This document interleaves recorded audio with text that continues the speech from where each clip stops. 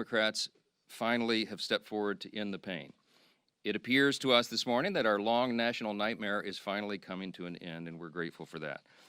At least some Democrats now finally appear ready to do what Republicans and President Trump and millions of hardworking American people have been asking them to do for weeks.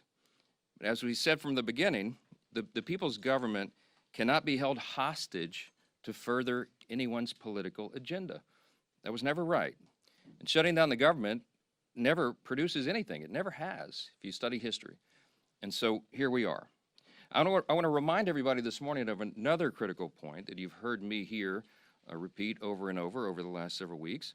It's something that I and Leader John Thune and President Trump and every Republican leader have all said repeatedly from the beginning. We have always been open to finding solutions to reduce the oppressive costs of health care under the Unaffordable Care Act. We just made clear that we would not and should not ever do that, that is, negotiate as hostages.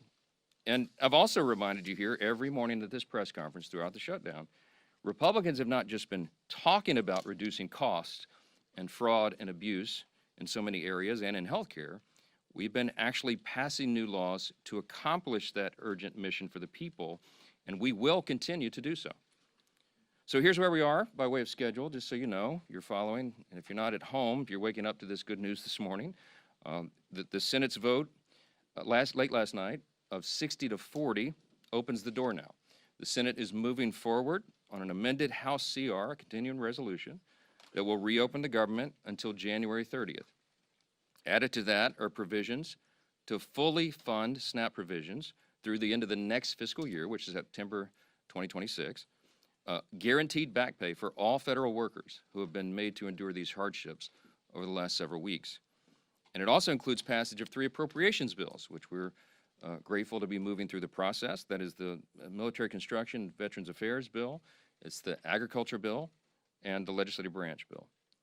The Senate will be back in session this morning to finish their job, and we're certainly praying that they do. They'll need unanimous consent from all senators to fast-track their final vote. As you know, there are some procedural hurdles that one or more could throw in the way, but we certainly hope that they won't do that because so many people across this country are desperate for the government to reopen. At the very moment that they do that final vote, I will call all House members to return to Washington as quickly as possible. We'll give a 36-hour formal and official notice so that we can vote as soon as possible to pass the amended CR bill and get it to the President's desk. As you all know, and he said as recently as last night, I was with him, and he told the press, he said, we want to get the government open. He's very anxious to get the government reopened and to end the Schumer shutdown. We all are. With regard to the travel challenges, I spoke yesterday at some length with Transportation Secretary Sean Duffy, my former colleague and good friend, and he lamented the serious situation that we have with air travel in the U.S. He's bent over backwards, as all members of the administration and the cabinet have done in all of their areas of jurisdiction, to try to keep the government working for the people and to mitigate the pain and the harm. But the problem we have with air travel is that our air traffic controllers are overworked and unpaid, and many of them have called in sick. That's a very stressful job, and even more stressful exponentially when they're having trouble providing for their families. And so air travel has been grinding to a halt in many places. And as of Sunday, nearly half of all domestic flights, U.S. flights, were either canceled or delayed. And it's a very serious situation. So I'm saying that by way of reminder. I'm stating the obvious to all my colleagues, Republicans and Democrats in the House. You need to begin right now returning to the Hill. We have to do this as quickly as possible.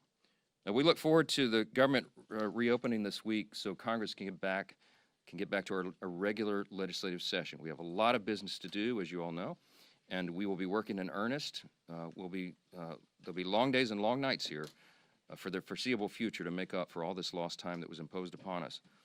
I want to close with something that's important. I think it's important to say that this is genuine. I mean this sincerely. We applaud the 7 Senate Democrats and 1 independent senator who did the right thing. They decided to put principle over their personal politics. And my urgent plea of all my colleagues in the House, and that means every Democrat in the House, is to think carefully, pray, and finally do the right thing and help us to bring an end to the pain of the American people. This has gone on too long. Too many people have suffered, and it's long overdue. That's the update I wanted to give you this morning. There are probably lots of questions, but I'm going to get a lot of my own questions answered later today, so stay tuned for more. Thanks so much.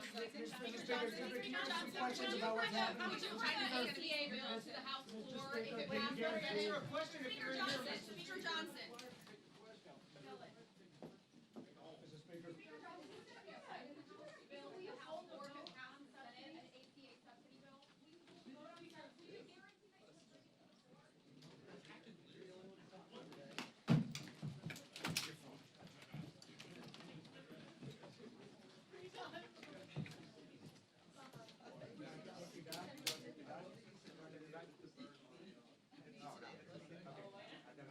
I'm sure you will.